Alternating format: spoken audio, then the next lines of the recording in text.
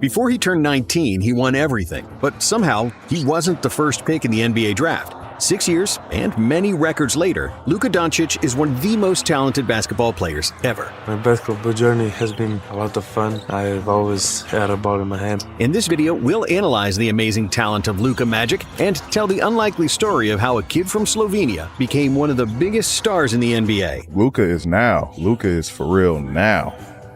Luka's father, Sasha Dončić, was a professional basketball player in Slovenia, so Luka grew up around the game. He wasn't even old enough to talk when he first saw his father play live. Well, my father played, so I was always in contact with basketball. Every time he had a game in the halftime or before the game, I was going to shoot. Even I couldn't hit the rim because I was like 3 years old. And at the age of 5, Luka was already regularly playing basketball. By the age of 8, he went to his first real basketball practice, which lasted precisely 16 minutes. That was all it took for his coach to realize that Luka was miles ahead of everybody in his age group. So he moved him up to play with the 12-year-olds. However, even that wasn't a real challenge for Dončić. After a few practices, the coaches gathered to talk about the young phenom and decided to move Luka from the basketball school to Olympia's club team, intended for the most serious athletes. Since I was 7, I always watched basketball, played basketball, so it was just something from the first moment. For the first few years, Luka wasn't that dominant and often played a complementary role, never leading a team in scoring. Because he was 3 years younger than everybody and his feet had grown ahead of his body, he was sometimes clumsy and couldn't always do what he wanted on the court. But ultimately, this helped him develop his basketball IQ and his fighting spirit. Even though the age gap affected how his teammates related to him off the court, treating him like a younger brother, Luka refused to be treated that way on the court and never allowed anybody to bully him.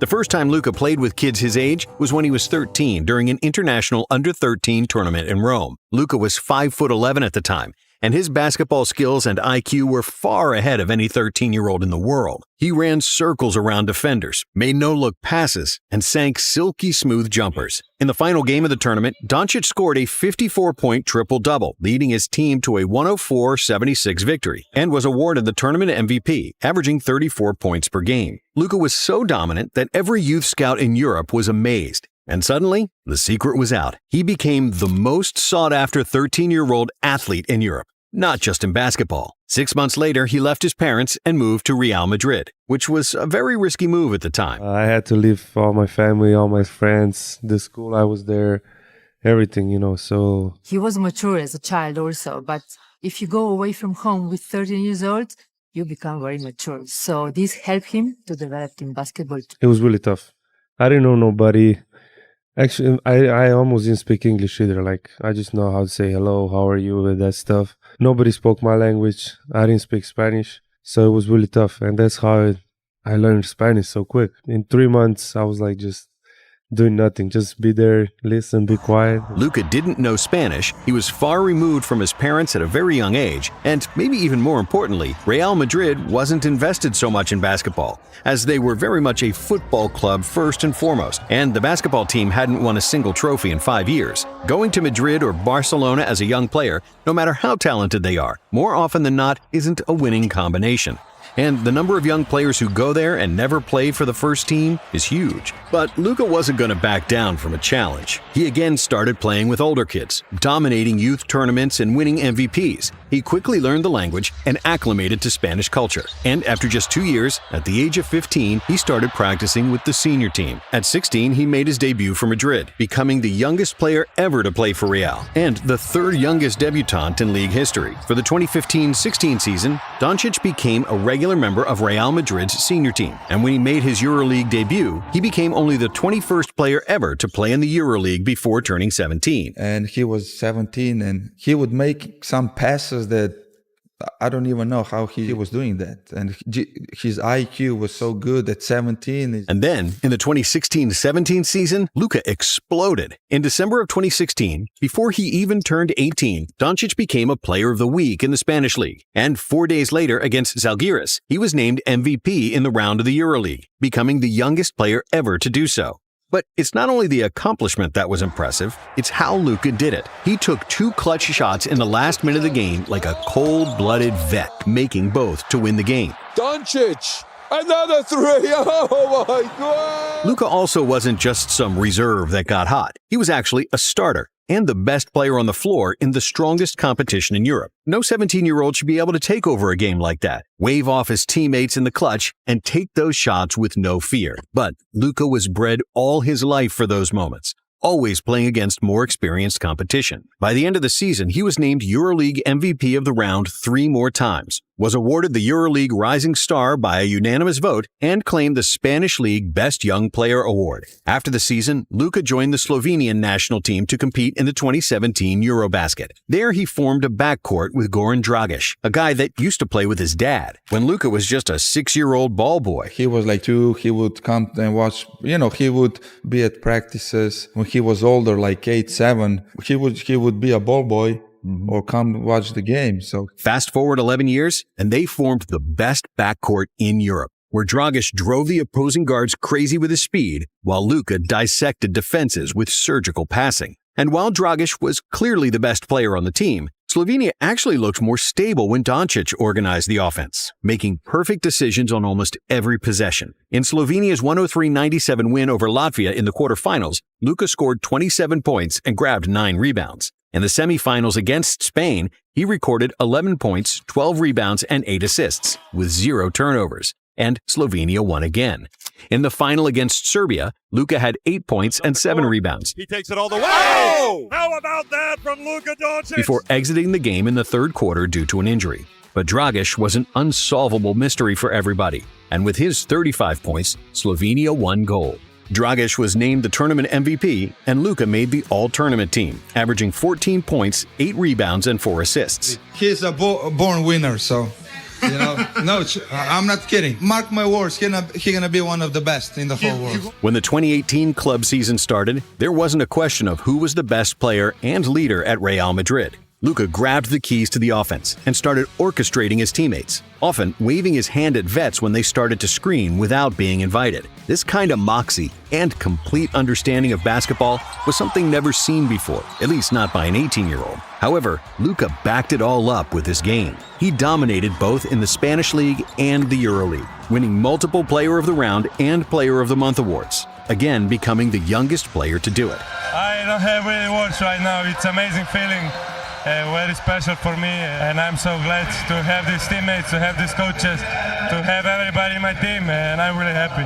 He recorded the first triple-double in the Spanish League since 2007, and only the 7th in league history. If you think that's strange compared to the NBA, bear in mind that European players rarely average over 25 minutes per game. Throughout the season, Luka hit multiple game winners and clutch shots, and it seemed like he could do no wrong. Step back, 3-pointer for the game. You eat that. Dončić led Real Madrid to the EuroLeague title, becoming the youngest player ever to win MVP of the Final Four, and the youngest ever to win regular season MVP. After that, he did the same thing in the Spanish League, leading Real to the title and winning the season MVP. It's amazing, it was really hard to get here.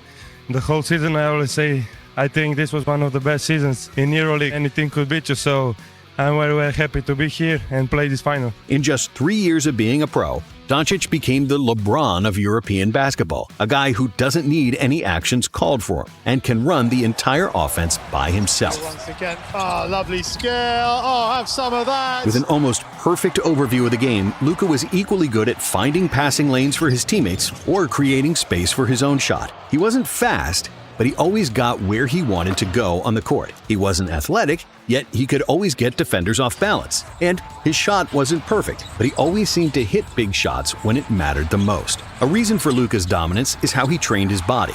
He had been visiting the P3 Institute in Santa Barbara since he was 16. I went twice to Santa Barbara to work at P3. Okay, yeah, that makes sense. Okay. Yeah, great place. P3 was developed with a scientific approach, where the athlete is monitored through sophisticated cameras and sensors that scan every athlete's movement from all angles, and then, through a computer software, analyzes their strengths and weaknesses. The athletes are given detailed training plans to correct their deficiencies observed in performance with a focus on mobility, speed, and agility. When Dončić first got there, they worked on his mobility and explosiveness. And according to their data, Luka became elite in one specific parameter, deceleration.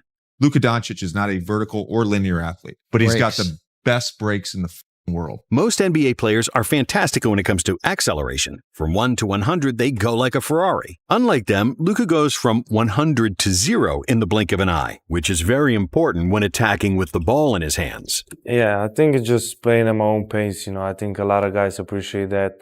It's been different, than some guys. They're really athletic. I wish I was, but playing at my own pace is what gives me some moment to think. And despite Luka breaking nearly every record in the second best league in the world, winning all the titles, hitting big shots, and leading grown men at the age of 18, many NBA GMs believed he wasn't better than some college basketball players. They believed Luka's game wouldn't translate and that he was too slow for the NBA. And that's how Dončić fell away to the third pick in the draft to the Atlanta Hawks, who would subsequently trade him to the Mavericks for Trae Young. But even the Mavericks, who wanted to draft Luka all along, believed in his talent, and they had been tracking him since he was 13. They didn't even fully grasp his greatness. So much so that Luka didn't even start at point guard in his rookie season. Instead, he shared ball duties with Dennis Smith Jr., the previous year's lottery pick and all-rookie selection. Luka made his first start at point guard 6 weeks into the season when Smith missed a game due to injury and recorded 15 points and 8 assists in a home win over the Celtics. Lost it. Luka got it back. Luka looking for an outlet and he finds it. Dončić then averaged 20 points, 7 rebounds, and 7 assists during an 11-game stretch in December, after which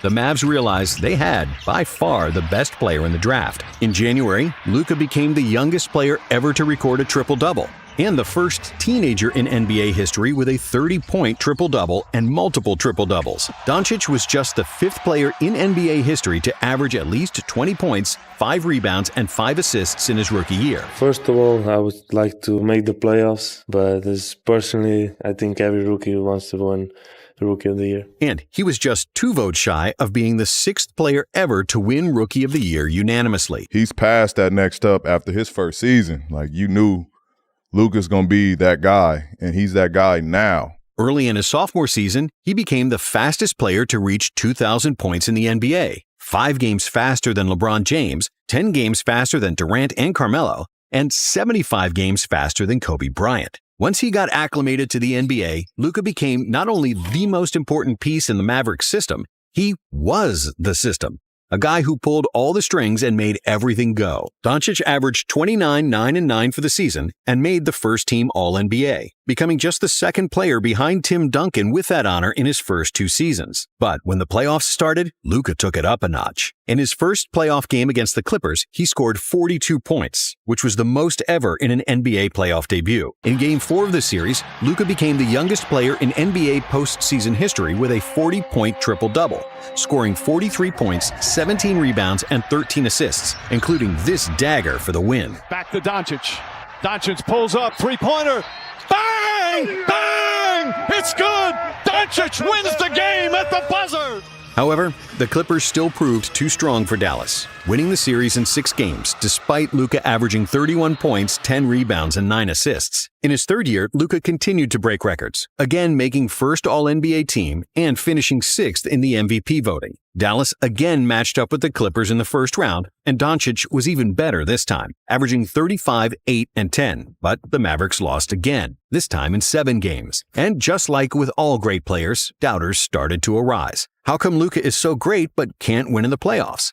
But the only difference between Luka and Michael Jordan, for example, is that Luka got that criticism earlier than anybody, since he was still only 21 years old. And when the 21-22 season started, Luka came back with a vengeance. In 2 back-to-back games against the Clippers, his favorite customer, Dončić scored 96 points, including a career-high 51. During February, Luka became the first player in NBA history to average 30 points, 10 rebounds, and 8 assists per game while shooting at least 40% from three-point range in a calendar month. And he once again made the All-NBA first team. But even more importantly, the Mavs finally started winning in the playoffs. They got past the Jazz in the first round, which secured them a tough matchup against the defending Western Conference champion Phoenix Suns. It was a tough, evenly matched series, with the home team winning each of the first 6 games. Game 7 was played in Phoenix, and the world expected the Suns to advance. Instead, we saw a complete abomination and a total blowout. 27-point lead, down goes Johnson, 3, bullseye! Oh no, they're shredding him! At one point, the Mavs had a 46-point lead, and Dončić sunned Devin Booker, who openly mocked him in the previous game. However, in the conference finals against the Warriors, despite Luka averaging 32 points per game, the Mavs were overmatched, and they lost the series in 5. In the 2023 season, Luka set a career high in points, 60, and rebounds, 21, becoming the first player in NBA history to record a 60-point, 20-rebound triple-double in a 126-121 victory over the New York Knicks. Got the rebound in a one motion, put it up. I mean, you can practice that 100 times. It won't happen. It won't happen, right? Right. Incredible. And the only player other than James Harden to record a 60-point triple-double. And despite setting several other records and another first-team All-NBA, the Mavericks missed the playoffs altogether, even after they added Kyrie Irving. Everybody wants to win the championship. I want to win championship here. So it's our goal, every season is the same goal.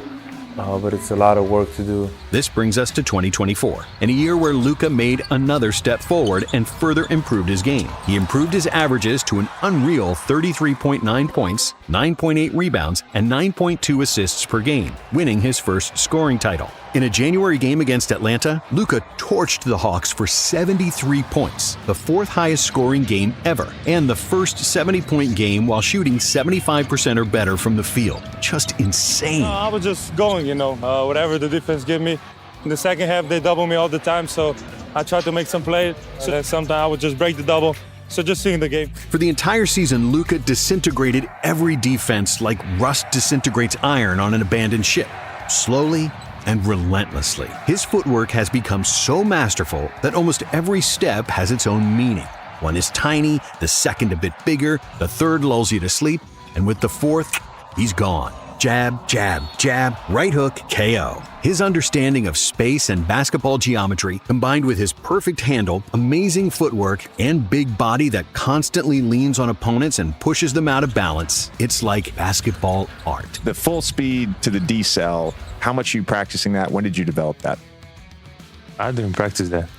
I just call it the slow step, but I never really practiced that one. This will not be Doncic's last scoring title, and he'll continue to break records like he's done all his career.